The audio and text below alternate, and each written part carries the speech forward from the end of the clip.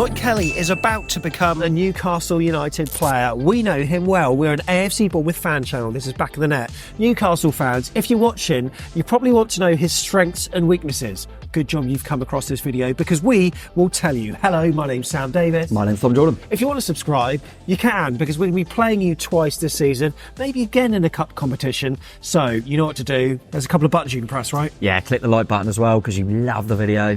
Click subscribe, and then if you click the bell as well, then you'll know when all the videos are out. So yeah, really appreciate it. And as you say, we're going to play them a few times, and they've taken a few off us, haven't they? Including your managers. So yeah, I think it's worth Bournemouth and Newcastle having a bit of a bond. So click subscribe. Yeah, so Lloyd Kelly then, what can we tell you about him? Right, sum him up, Tom. Positionally, what he can bring, the strengths, the weaknesses, and I'm just going to go while you speak. Thank you, mate. I think with Lloyd Kelly, it's a typical thing that we get at Bournemouth where people from the outside go, sign a decent Bournemouth defender. That's a bit underwhelming. And I appreciate why Newcastle fans, with the money they've got, not that they're allowed to spend all of it, would be a bit underwhelmed. But what I would say is, we always knew he'd go better than us. He'd go bigger than us, which he has. I would describe, so I was looking at, say, for example, Dan Burn that they've got is a left back that can play centre back. I would say he's a centre back that can play left back.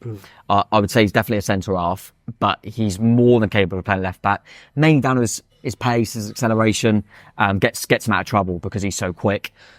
Physique's good. Eddie Howe signed him for us for a reason. We signed him from Bristol City. Where he was doing really well in the Championship. We also signed Antoine Semenyo from Bristol City, who has been a revelation, scored at St James's. And we also signed Alex Scott from Bristol City, who obviously everyone knows how good he's going to be. So I think that says it all. I think he was one of the best centre-backs in the Championship. We managed to nick him. A few little injuries here and there, but he's always been very, very good. The Championship, he was our captain for a while and helped us get promoted. And yeah, if he stays fit, I think, I'll put it this way, I think we said it more because of Solanke in terms of we don't get the credit because we're little Bournemouth and they don't really look at us for like England squads. Yeah. Lloyd Kelly now, in my opinion, now that he's gone to Newcastle, he'll be in the England squad within the year. Wow, that is some compliment. And look, so we know he's strong, he's pacey, he's good in the air, he's got a high ceiling. What you want, right, is Lloyd Kelly in a foot race. Because if you've got him in a foot race with a striker, you'll know that you can trust Lloyd Kelly to do a job. And like you say, he's played left back, he's played left-sided central defender as well.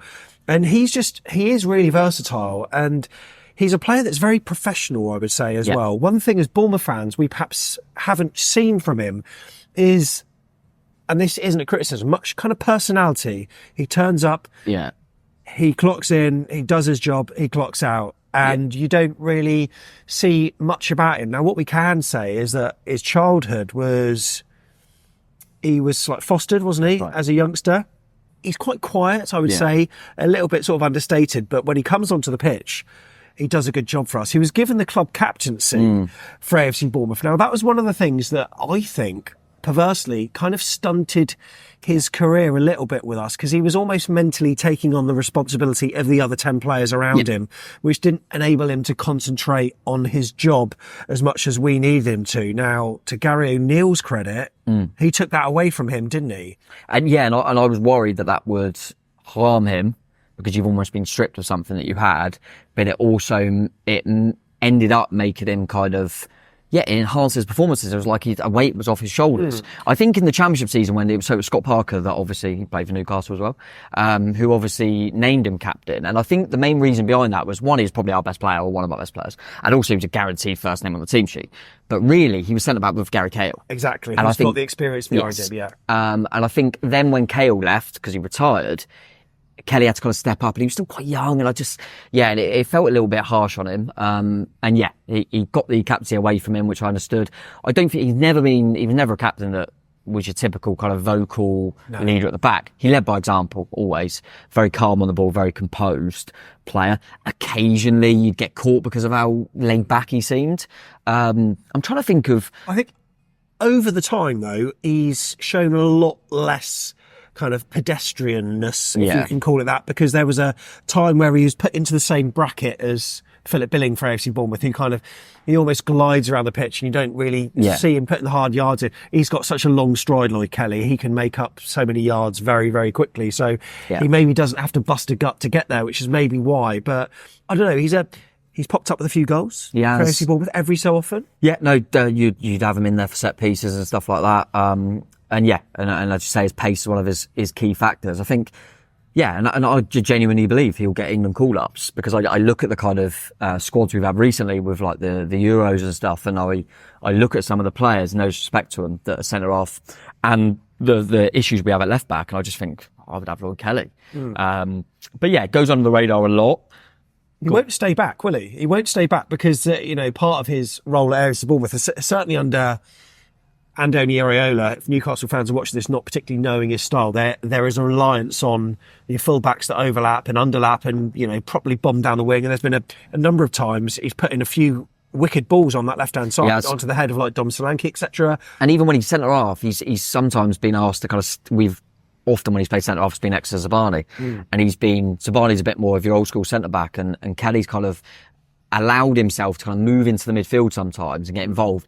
And I think a main reason for that is because he ain't going to get caught, because he'll catch him up, as I say, with his pace and stuff. But yeah, he's a really talented footballer that I don't think's quite found his place yet. And I think be interested to see if it's similar with Newcastle. I think one of the things that I think's almost made it difficult for him when it shouldn't is the fact that he's so versatile and he's so good at fullback when he's a centre-back means that quite often we've gone, oh, you've played really well at centre-back for 3 games, but we're going to put you at left-back now because you can do a job here. He's never really had that consistency positionally.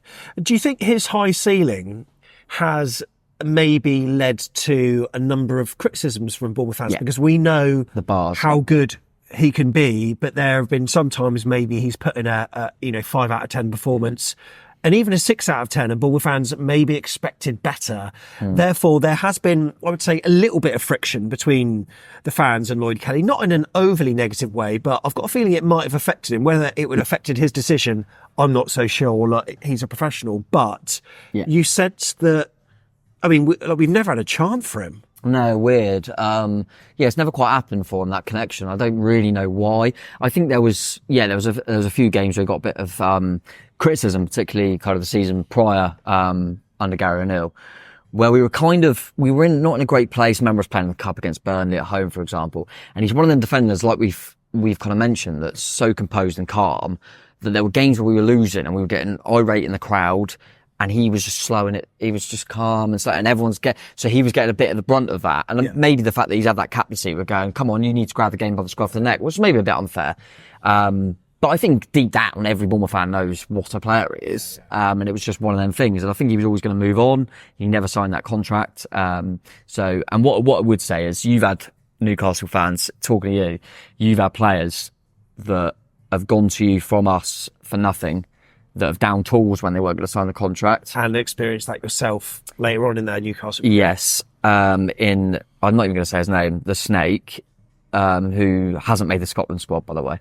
But Lloyd Kelly, we all knew he wasn't going to sign a new contract. Impeccable. Like, we had it similarly with Lerma the season prior. A player that you know is going to leave. He doesn't really need to, and he just never let us down. I thought he was brilliant. Lloyd Kelly is, I feel like he's one of these, you don't know what you've got till it's gone type players. Whereas with Lerma, we knew what we had, but with Lloyd, for some reason, we didn't until almost the last season when we knew he was going, and then we thought, oh my God, we would love to keep him. Yeah, I get that. Does that make sense? I think a lot of that is because Newcastle fans won't want to say this because of the issues they've had in the season just gone. He got a few knocks quite consistently. So he would never be out for a year, but he'd be out for a few weeks every month. Whereas Lerma was always fit. Yeah. So you saw him everywhere. I think with Lloyd, we've had to cope without him so many times that we've kind of got used to it.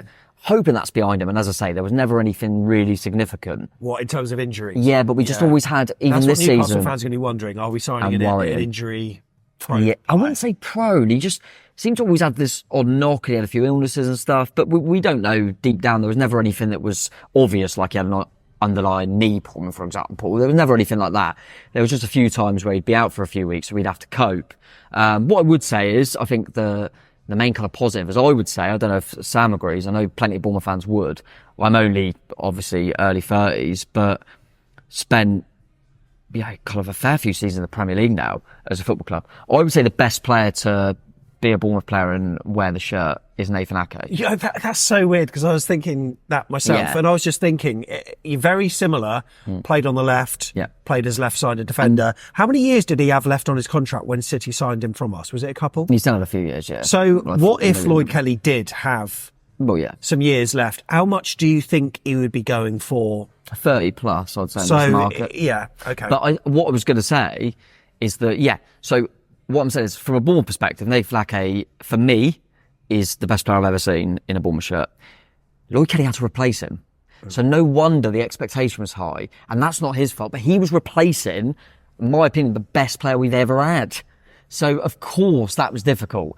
And what I would say is, we got relegated with Nathan Ake. Yeah. You know, and Lloyd Kelly helped take us back up. Yeah. So, listen, and when Lloyd Kelly's been in there as a mainstay, we've kind of stayed up. So, so I think that really you look at it and go, I think we will look back and go, oh, did we maybe set the bar too high because he'd had to replace Ake? It's a little bit like, this is a good way of talking about it because obviously we're talking to Newcastle fans a lot here. And I think that as much as it obviously didn't work, we lost Eddie Howe and we gave Tyndall, who you've also got, a chance as the number one. Yeah.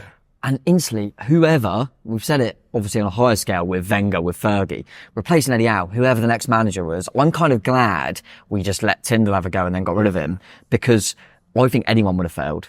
Yeah. Because you're replacing Eddie Howe. Yeah, exactly. And literally a god. So yeah, I think there's part of that, mate. I do. I think that the fact that he was literally the one filling the void of Nathan Ake was difficult for him. But I know full well if he stays fit, and he's fine, they will love him. And you got to remember, Newcastle fans, we told you you'd love Callum Wilson. We told you you'd love Eddie Howe. We told you you'd love the Mad Dog. You love them all. And look, I think this is maybe... This might seem like an oxymoron for me to say this right now, that Lloyd Kelly's a very loyal player, given he's just left Bournemouth. But I think he is. And he has got a relationship with Eddie Howe that, will only thrive because, like Eddie Howe, we know what professional he is.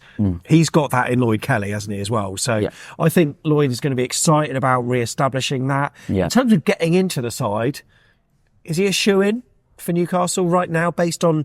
who they've got? I think right now, obviously we'll see what happens in the window, etc., etc. I think right now, the way they play, which is a back four, not three, most of the time, I think he would be their best left back. Okay. In my opinion, he's a better left back than Dan Burn. Would you agree? I think he's better. Yeah. He's quicker. Stronger, faster. Yeah, I think he's got more attributes. Would I put him in over Shah and Botman? I think the thing is, Botman's played that left side. I think Botman's a better centre back. I think he may be better than Shah, but that would mean Botman would have to go to the right. So I'm not sure on that. I think at the moment, he would play left back. Yeah. For them. But Eddie Howe signed him as a centre back. And Botman's had his injuries, so it wouldn't surprise me if he went. I think he'd have a good shout. And you're making the call that because Lloyd is now at Newcastle, that England will come and knock him. If he stays fit, he'll be in the England squad in no time, mate. No doubt about that at all. And you've also got to remember the positionally. When people look at England, what do they say? They go, the only left back's Shaw and he's always injured. And we're having to keep playing Stones and Maguire because you've got no one else. So either left centre back or left back, Lloyd Kelly will get in there if he plays well for Newcastle. I don't think you're ready for Lloyd Kelly. What are his weaknesses, Tom? He's got to have weaknesses. For me, sometimes his distribution from the back, he was maybe deemed a bit lackadaisical. I think some of those criticisms were because some of his balls out were very, he obviously tried to play them into the feet of Dom Solanke or whatever. Yeah. They wouldn't be accurate. We would lose the ball and the other team would regain possession. Any other criticisms? Yeah, I would go with a little bit laid back in possession at times. For a centre back, I'd often think he trusts himself though. Which he does. Yeah, I kind of like it. It's brave, but I often think he felt like he had more time than he had. And the only other thing is that he's picked up too many injuries. Apart from that, he's quite complete as a defender, I would say. Because he's strong and quick, and that's what we want. The title, the complete defender. Yeah, no, I think he pretty much is, mate. It's, if you talk, like I say, we just talked about his weaknesses. I don't think they're not really that much of his fault. So yeah, I think they're going to have a really good player there. I think he's going to be one that, again, there's been a few in Newcastle, which I totally appreciate. They're a massive football club, and Eddie signed players and persisted with players. You thought, what's he doing here? Everyone went, why the hell is he signing Anthony Gordon for that much money? One of their best players. Why the hell is he giving Sean Longstaff a chance? Stepped up. What? You know what I mean? Why is he signing Dan Burn? He stepped up. So that's Eddie Howe. He gave Why is he making Joe Linton a midfielder? Right? That's Eddie Howe for you. And We told you. And Lloyd Kelly will be another one of them. He'll be a success story that they think, God, he's picked him out of nowhere. He picked him out from Bristol City when we didn't really know what to think of him, to replace Nathan Ake, which says a lot. And that's why, as well, Newcastle fans, if you don't know, when Ake left, we decided to move Lloyd Kelly up and sell Tyrone Mings for £30 million. So we made a profit on Tyrone Mings, because we knew we had Lloyd Kelly. And still now, I know he's had a lot of injuries, missed the whole season. Lloyd Kelly's miles better than Tyrone Mings. Yeah. And we do have a few Villa subscribers. I don't know if you're watching this. If you are, get over it. Lloyd Kelly is better than Tyrone Mings, 100%. There you go. Look, Newcastle fans, we're going to be seeing you, like I said, twice this season. And when we do play you, we sound so desperate for subscribers. So I thought you were going to say when we do play you, we don't lose. Well, yeah. Well, Eddie's never beaten us in the league. he loves us so much. But look, we're going to be doing like previews. Matt Ritchie's gone now, isn't he? Yeah. I want a little shout out for that. Could we? Yeah, Come back? maybe. Second, he's always linked with us. Yeah, but I reckon he'd be like a coach or something. Yeah. He's still got a place down there. He has in the New Forest. He's another, I forgot to mention him. Matt Ritchie, by the way. You've actually gotten promoted from Championship. We gave you to I him. spoke to him on the pod as well. Friend of the pod. Friend of the pod. Come back. I'll tell you what, Anyway, I like Newcastle. We are massive. Right. Yeah. See you later. Up the chairs Helps and us. up the mags. Good luck with that and treat him well. Cheers.